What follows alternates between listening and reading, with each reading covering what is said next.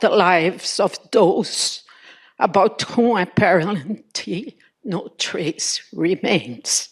Today's topic, which I was invited to discuss, leads me to revisit the natural scientist and defender of scientific racism, Louis Agassiz, who led the entire expedition to Brazil in 1865-1866.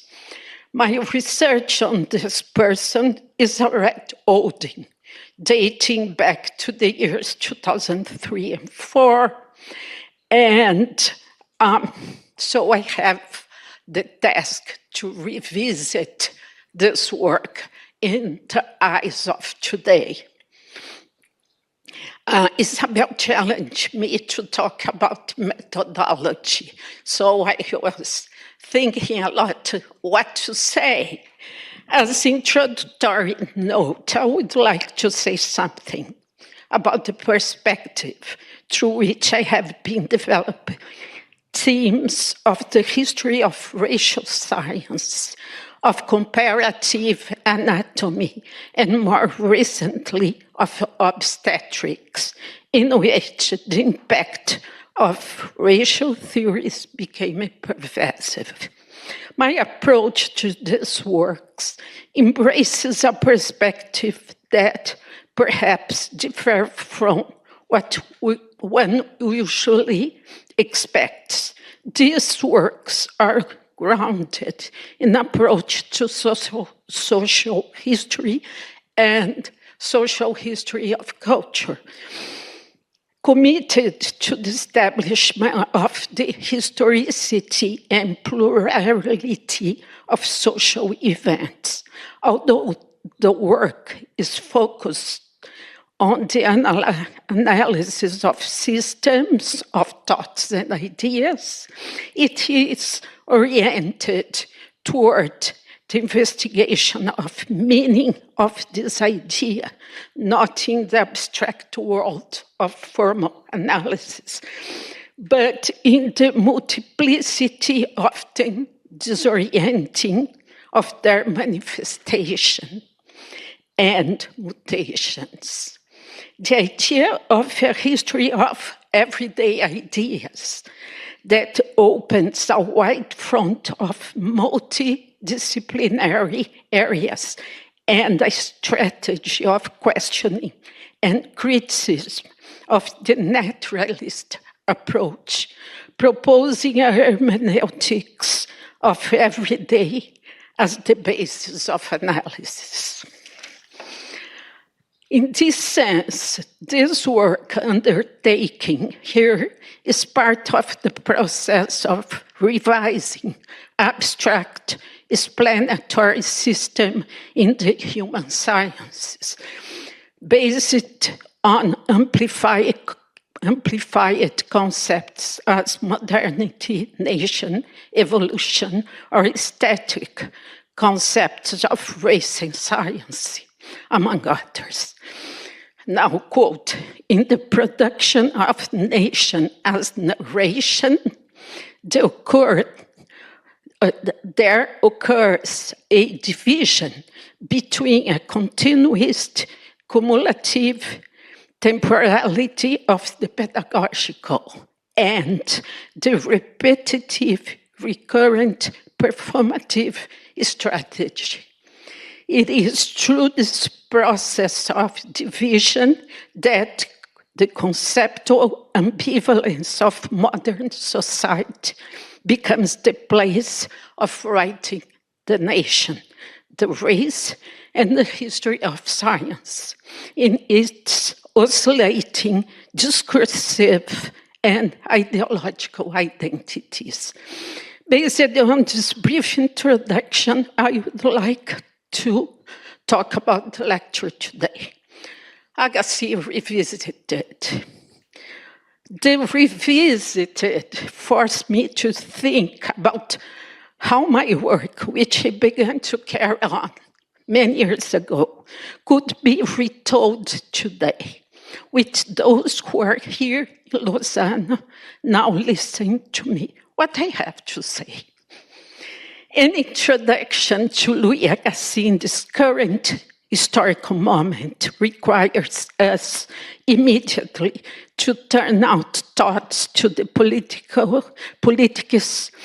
politics of forgetting, exemplified by the West forgotten racial science, much in vogue until the last quarter of the 19th century, espoused by natural scientists who were gaining popularity during the period.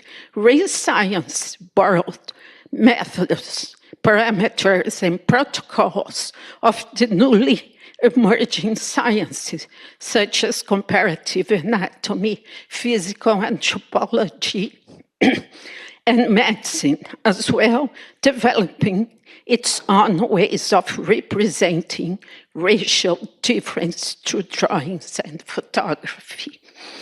This enterprise produced a huge range of justifications for the existence of superior and inferior races, in which the most elevated status occupied by whites, of course. Read in the last decades of the 19th century, as race science was going out of fashion, such theories were relegated for obscurity, while their inherent racism still lived on within a certain set of presumed subliminal ideas and social practice. Our conviction over recent years that the respect for human rights was becoming universalized, that advances in sciences had put an end of all kinds of retrograde doctrines and denials, especially those of a religious bent, and that digital media was creating permanent connections between humanities, was thus thwarting ignorance, isolation, and spreading of false ideas, left us bewildered by a wave of obscurantism, loaded with anti-humanist vocabularies, the rise of extreme right-wing populisms, the surprising trend of promoting anti-science, or the conscious contempt for scientific facts, and the expansion of network propagating hate speech and are manipulated by shaded interests have astonished us. Riding this wave of anti-humanism activism, they emerged with impudence of those who do not need to hide behind subterfuges, nor they do need to hide behind racist or racialist agendas that have to be defended publicly. Despite having plunged reprehensible ideas and historical narratives into obscurity, white racial superiority clearly became publicly embraced by crowds of protesters. We discovered that white supremacy was only temporarily absent from the public arena due to the brakes being put on by anti-racist or politically correct policies, as the critics of these humanist agendas are keen to call them.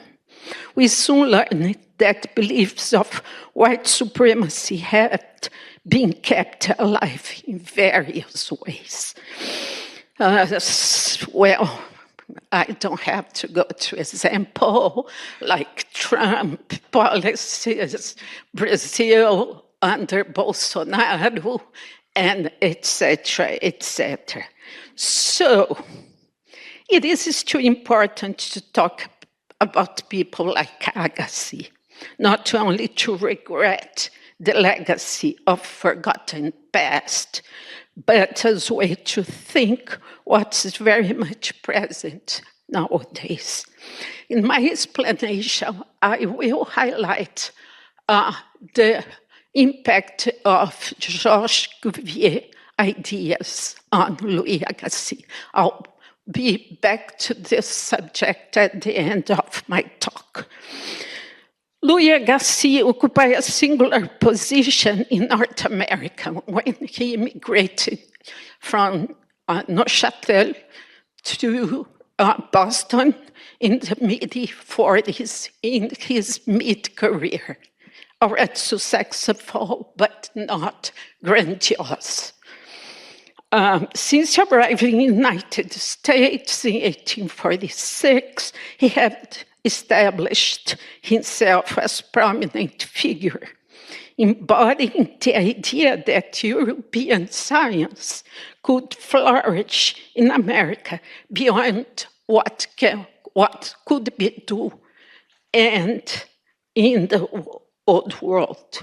Within a few years, he had secured a professorship at Harvard, founded the Museum of Comparative Zoology, and became one of the most celebrated scientific letters in the country. Here's the guy and the expedition to Brazil. I was doubting if I should show this face, but there it is. From 1832, the year in which Agassiz saw himself as representing the expansionist nationalism that characterized the 19th century.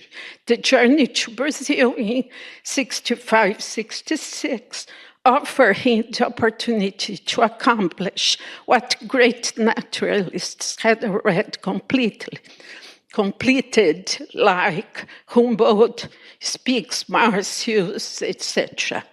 He could now append to his legendary public persona the romantic figure of explorer of tropical forest and white rivers. Everything was a lie. The scientific project of Agassiz was fundamentally rooted in two theoretical pillars central to Agassiz's thought: creationism and the theory of zoological provinces. This interconnected theory formed the basis of his understanding of natural world and motivated much of his research agenda in Brazil. Agassiz creationism represented the true raw-going rejection of evolutionary theory, particularly Charles Darwin, on the origin of species. Where Darwin saw gradual change in common descendant, Agassiz perceived fixed species created by divine intervention. For Agassiz, the natural world exhibited a static structure in which species remained unchanged since creation. Each organism represented a thought in the mind of creator. And the diversity of life testified not to evolutionary process, but to the richness of divine imagination. From 1832, the year in which Agassiz interned at National Museum of Natural Science in Paris, the well-known Jardin des Plantes, where his mentor worked. Agassiz incorporated Cuvier's theoretical analytical framework. Cuvier's visions denied the fluidity interconnection of different species among themselves, proposing a classification of natural world into four aesthetic and non-interrelated branches by interpreting the natural world in a non-dynamic way. The explanatory scheme conceived by Agassiz presupposed a meticulous empirical description of observed beings, since each species was unique in itself, and the knowledge of one did not authorize an injunction about the structure of another. Moreover, Cuvier maintained the world had suffered numerous catastrophes in which the species that populated it had completely perished, with others subsequently created by divine hand. Thus, not only in the synchronic order, but also in the diachronic level, there was no connection between the beings that flourish on the face of Earth, peremptorily denying what Meyer called the historical narrative of the biological sciences. Agassiz absorbed his master framework, which simultaneously ratified the idealistic aesthetic character of the natural world and valorized empirical research. The theory of zoological province complemented the Agassiz creationism by proposing that different regions of Earth harbor distinct assemblage of species, each created specifically for that environment. According to this theory, divine providence had populated each major geographic region with an organism suited to its particular condition. This concept had profound implications for Agassiz racial theories, as he extended the logic of zoological provinces to human population, arguing that different races had been created to inhabit specific regions of the globe. In Agassiz formulation, just to change a bit, in Agassiz formulation, the boundaries between zoological provinces were not arbitrary human construction, but reflected fundamental division established by the Creator. Each province possessed its characteristic fauna and flora, and any attempt to transplant species from one province to another results in failure or degeneration. This principle applies equally to fish, mammals, plants, and human beings. Parallel to the ichthyological work that Agassiz went to do in Brazil, the fish research, Agassiz thought evidence of glaciation in the tropics to support his hypothesis of the succession of climatic catastrophes that would have resulted in destruction and recreation of all species. While the expedition of fish and geological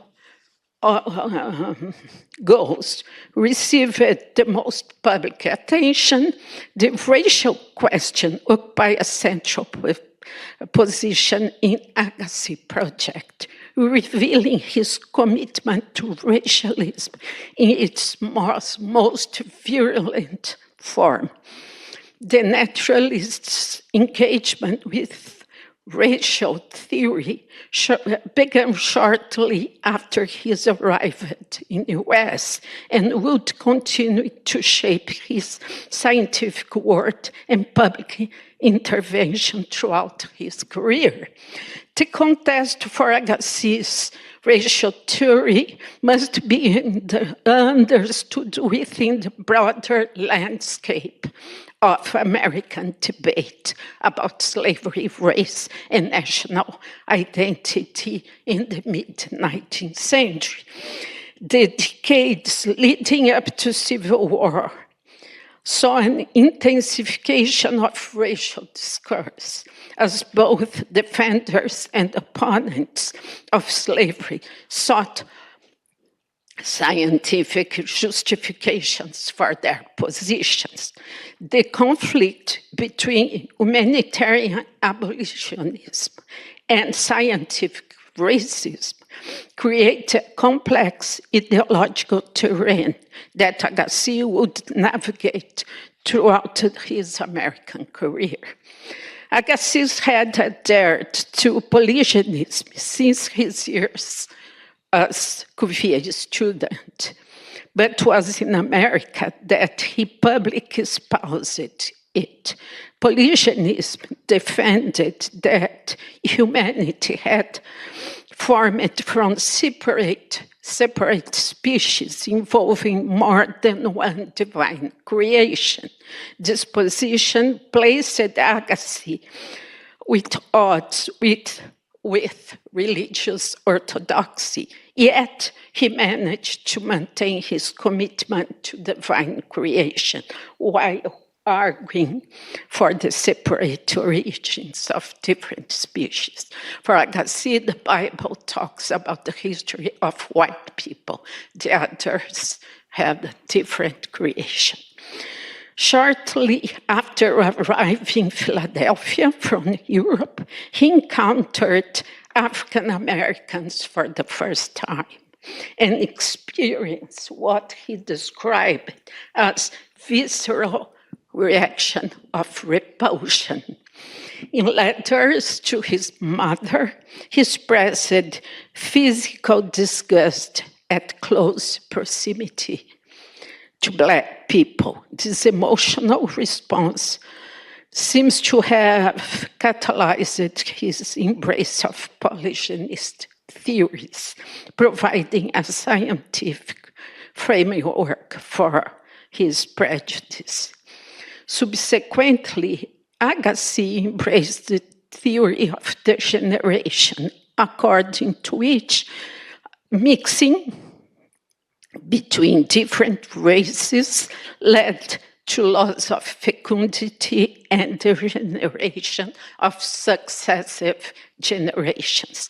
This approach had held that mixed races did not carry the best characteristic of their forebears, but rather that mixture allowed atavistic traits to surface, exposing descendants of mixed unions to all risks of progressive degeneration. Mixed race offsprings were thus seen not as exhibiting hybrid vigor, but as biological compromise, destined to eventual extinction through reduced fertility. That's Alexandrina de Cafuza girl who described it in Journeys to Brazil in very derogatory terms.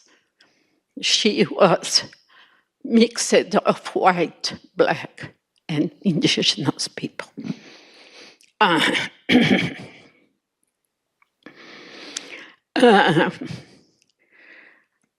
The theory of degeneration through hybridism rested on analogies drawn from animal breeding and plant cultivation.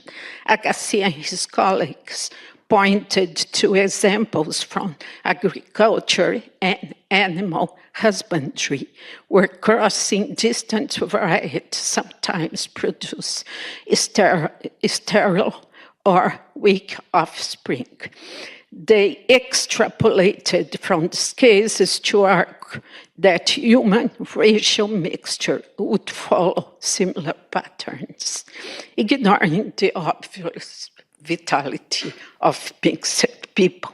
In the American context, Agassiz positioned himself alongside the main exponents of theories of racial inferiority, Samuel Morton and Josiah Knott, who published various racist studies based on craniometric analysis in the 1840s and 50s, corresponded with Agassiz and hosted him on lectures tours attended by slaveholders and their sympathizers in the South US.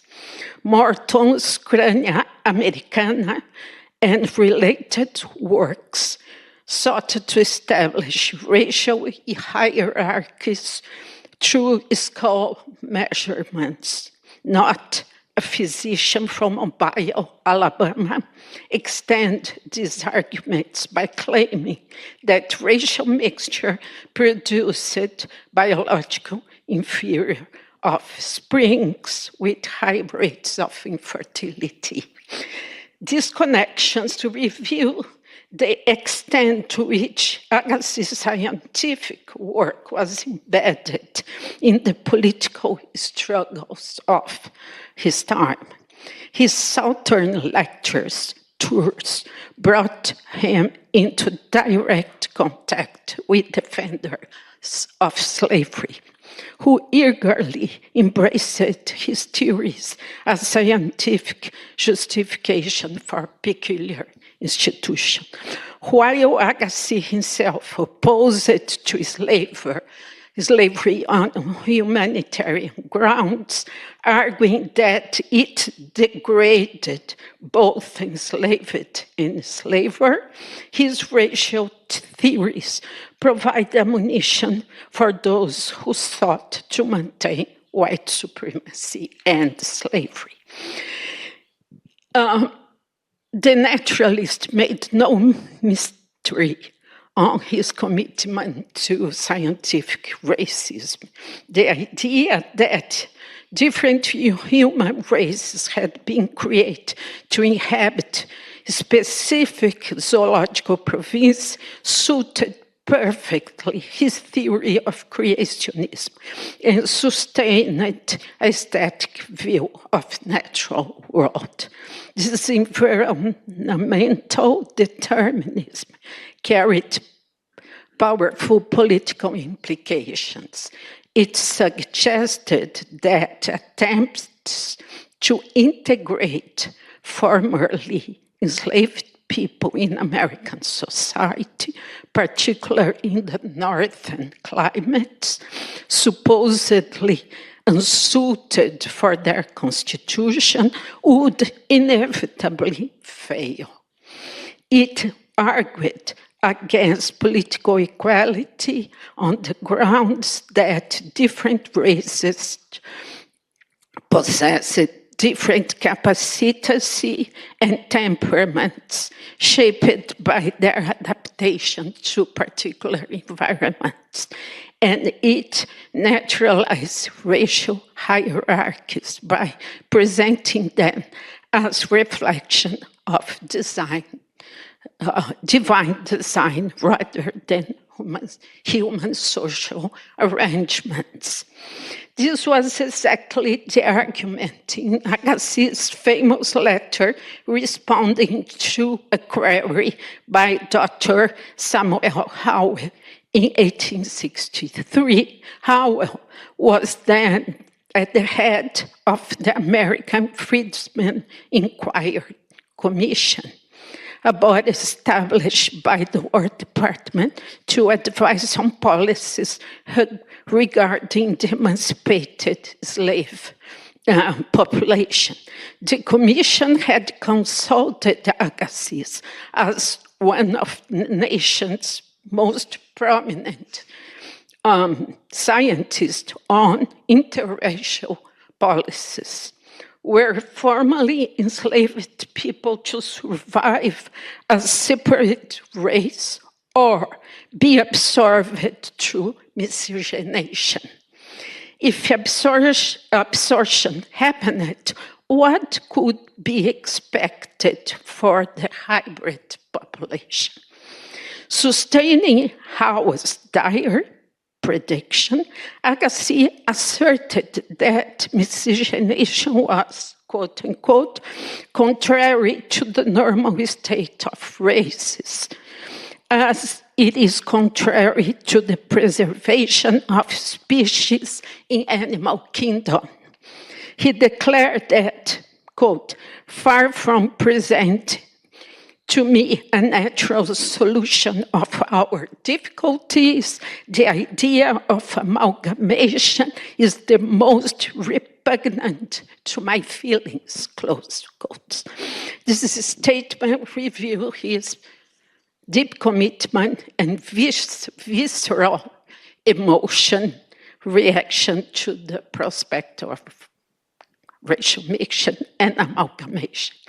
Agassiz specifically discouraged the universal extension of political rights to the freedmen population, arguing that, quote, no man has a right to what he is unfit to use, close. This formulation naturalized racial inequality by suggesting that political rights were not universal entitlements, but rather privileges to be earned to demonstrated fitness are for mulattoes. Agassiz stressed that, quote, their very existence is likely to be only transient, and that, quote, all legislation with reference to them should be regulated with this view, and so ordained as to accelerate their disappearance from the northern states. This extraordinary statement advocates for policies explicitly designed to eliminate the mixed race population. The implication were chilling. Agassiz was recommending that government adopt measures to hasten the demographic elimination of entire category of people.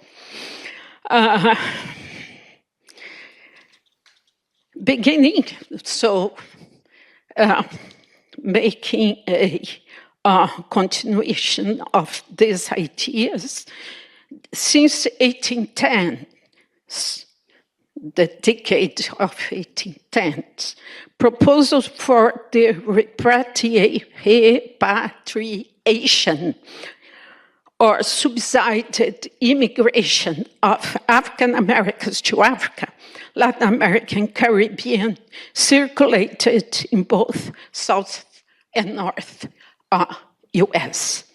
These schemes varied in detail and motivation, but all shared the assumptions that Black and whites could not coexist harmoniously in a society of legal equals. One of the most popular projects during 50s and 60s involved the transfer of American freedmen to Brazil, to Amazon specifically, especially to tropical provinces of the Amazon region.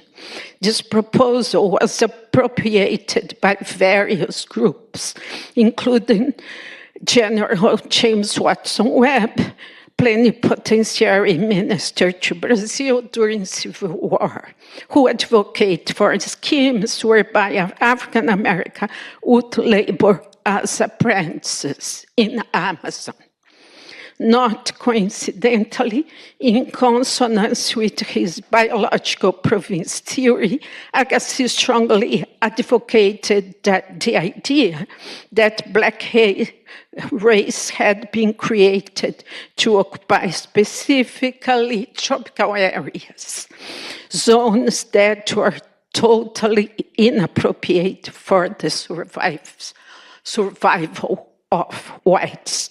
This argument of ecological compatibility served to change the efforts to expel blacks, which seemed like a rose of philanthropy.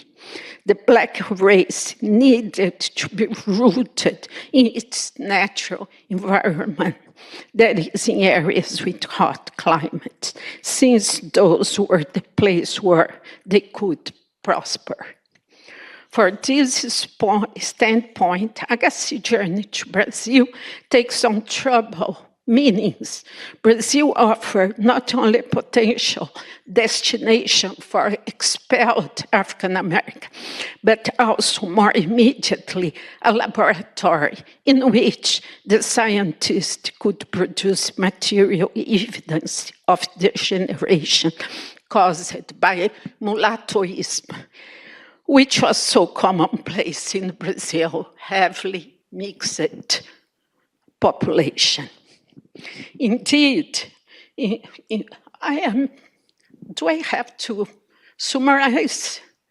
Summarize is too long. I have some, well, I'll try to summarize a bit. In his attempt to organize a collection, photographic collection, which he already did in South Carolina in 1850s. In 1865, he commended Augusto Stahl, a photographer in Rio de Janeiro, to produce a series of peer races.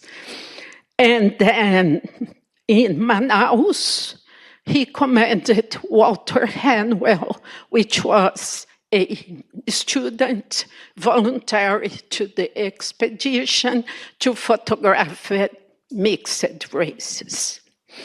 In his book, Elizabeth Agassiz's book, Travels to Brazil, he wrote an appendix titled Permanence of Characteristic in Different Human Species. Given that Brazilian population exhibited this high degree of miscegenation, he was, very happy to comment. And in his book, not in Portuguese version, but the original version written in English, he wrote, Brasilia is a mongrel, is so debased that he's not fit even to be the best friend of a man. So we are, really debased by Agassiz's comments.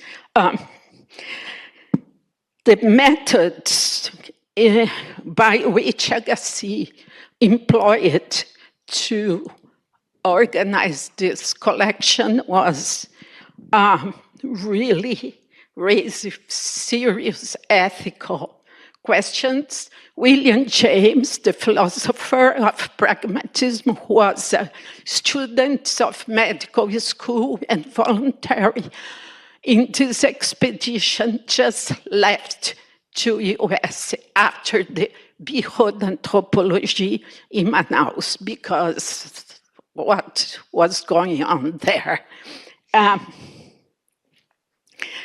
In the book, Elizabeth Agassiz was a very Brahmin from Boston, very well put woman, just comment that Natives were a little reluctant to be photographic because they believe that the image, the photograph, just rob their soul, which they are completely right. I'll take this opportunity just to show one sequence, which is troubled, but let's go. One sequence of image. This is the case of Inês Mina, whose photographs appear in an elegant gold frame. They are a bit different than the collection, and I located these images later on. Although the photography for this sequence has not been ascertained, the image produced in the same place near Agassiz Purvey series. And in the back was written Inês Mina Rio 1865. So I suppose belongs to Stahl camera. The first picture portrays Inês Mina seated in profile. In this image, not only do we see the face of a young woman, but also we can observe her close cropped hair, probably a consequence of his late owner's effort to control the spread of lice. Scarifications on her face appear in the form of the famous cat whisker. This image is not so good, but she has the scarification. Describing different travel accounts as typical of mini slaves, along with his earrings and the necklace resting over her checkered cloth dress. Now, a second image shows Inês Mina sitting on a chair with the top of her dress rolled down, displaying her breasts. That was a motif repeated by all racist photographers. They are completely obsessed about breasts. An identical golden trim frames this third image.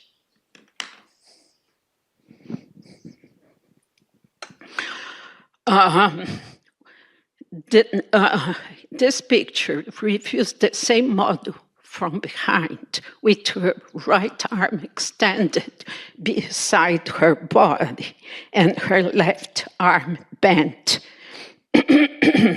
conforming to the standards of somatological photography. An identical golden trim frames this third image, yet the framing of Inês' body causes some surprise.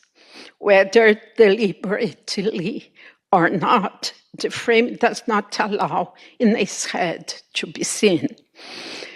What appears in the frame is only the back of the young nude body of a woman, which suggests an erotically charged and highly personalized approach for the sequence, with the owner of the picture choosing the angles and body parts that he would like to observe. That is, Inês' nude torso, buttocks, and legs. Once removed from the frame, the full body of the model can be viewed. At the same time, although Inês' image is set within an empty black background, a long dark curtain adorns the scene, causing a rupture in the neutral character of the setting. The identification of the model by name, absent in the other images of the series, lends a highly personal character of the image. What the photograph captured was the image of specific woman, which included a name, ethnic origin, address, and date. At the same time, however, the owner of the picture is stripping her of her clothing and elements of her personal identity, depersonalized innate through the manipulation of angles and features presented to the viewer. These elements appear to suggest that all the photographic sequences in Agassiz commissioned during the expedition to Brazil involved personal and erotic touches in the construction of a collection. Finally, looking at in his body, his pelvis, I want to remember Georges Cuvier. In 1817, Cuvier performed an autopsy on the remains of Sarah Bartman, the famous Venus Hottentot. While the close connection between gynecological and obstetrical medical science and slavery is pretty much known for everybody, it remains essential to elucidate and emphasize the intersection of comparative anatomy, a key tool in racial studies. With the advancement of gynecological and obstetric practices provided to African American women and their descendants, both pre and post emancipation. Keep this in mind. Let us highlight that Cuvier's observation regarding the distinctive features of Hottentot Venus pelvis can be traced into origins of comparative anatomy across different racial groups.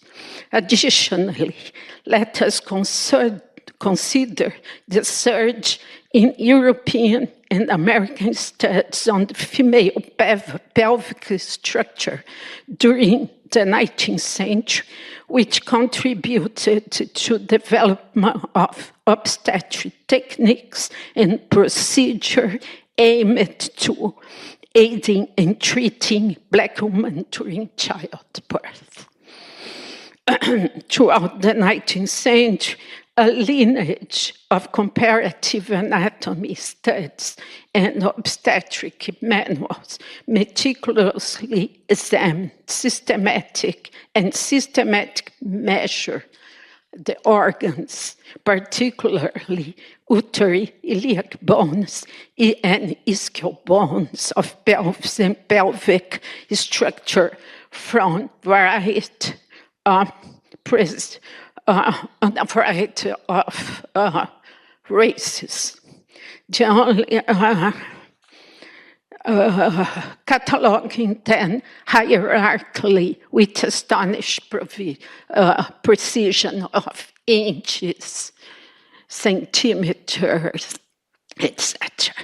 Working with the data produced by medical doctors and physical anthropologists in 19th century France, I realized that Cuvier's autopsy was the seminal work quoted by basically all doctors. The consequence of those studies which point out to the masculine aspect and animal-like features of pelvic structure of Black women's pelvis are still present and well documented inequality of gynecological and obstetrical care offered to Black mothers in many different places in America and Europe. So Cuvier and Agassiz and their mischievous science is still between us. how overcome some perverse legacy. That's it.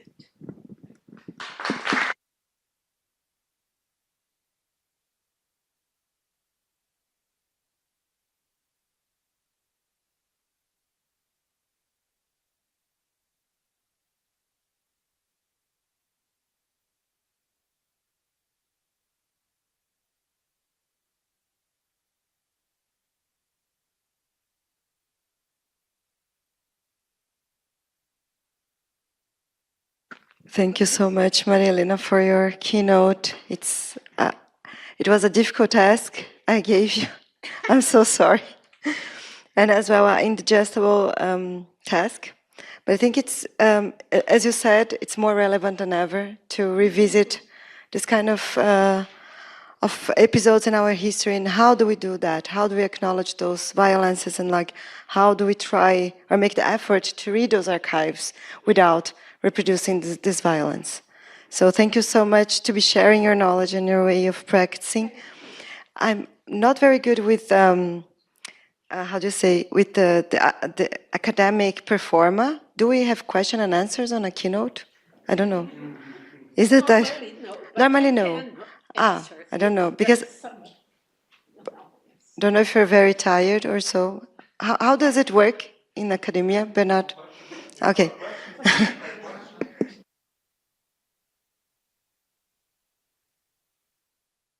Sorry, you have to speak on the, because the translator...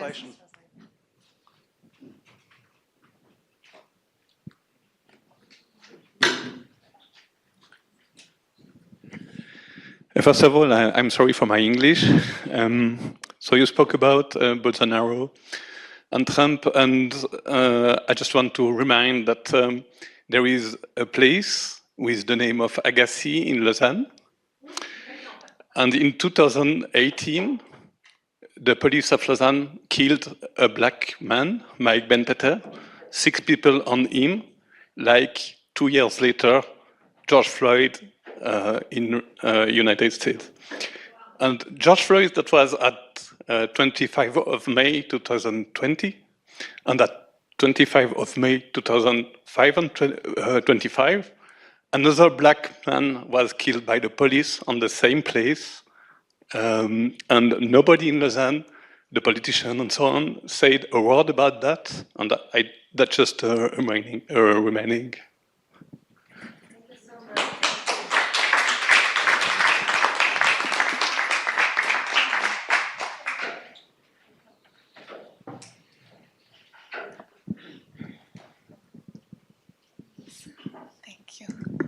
Thank you for the presentation. And also thank you for sharing these events who are very fresh. 2 black men, 2 black bodies being killed exactly at the same time.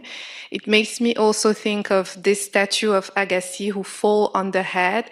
I mean, I don't know. I am also working on his case studies of Agassiz at the moment, and I cannot help myself but being very spiritual about his aura and how traumatizing what he did and this is something that Carrie Mae Wims is saying, this artist from the US, that the mess that he created in Brazil or in South America in the 19th century is still haunting us, and we're still trying to clean that mess. And I wanted also to jump on the violence of this history. For me, it's still violent. I mean, hearing about Agassiz, I've been working on that for maybe a year now. I have pain in my shoulder since then, like daily, and I have to go to the doctor to train again, how to gain again, my power back. And this history is really violent. Reviewing these images, I mean, I wonder how we can talk about it without showing this picture, or should we show them? As a black woman, there is something that makes me really nauseous about, But thank you for your keynote. Thank you for the question, Larissa. I think I have to comment because as a white woman, I feel I have many doubts about showing these images as well. And I'm trying to just put aside and not to show anymore. But sometimes it is important to show how these racists were working and what can happen. So we should be able to work with this material. Yeah, it hurts a lot, and it's horrible, and has karma, lots of karma.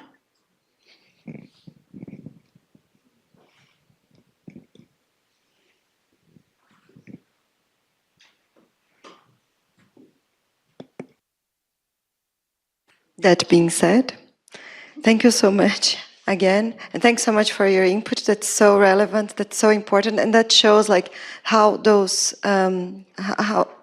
ideas kill. They literally kill. Talking about racism is like avoiding people being killed. So thank you so much for your input, and thank you so much for being here. I know that it was a long, long day for everybody. I hope you can rest a bit, and tomorrow we want to see you all here at 9 o'clock. Thank you.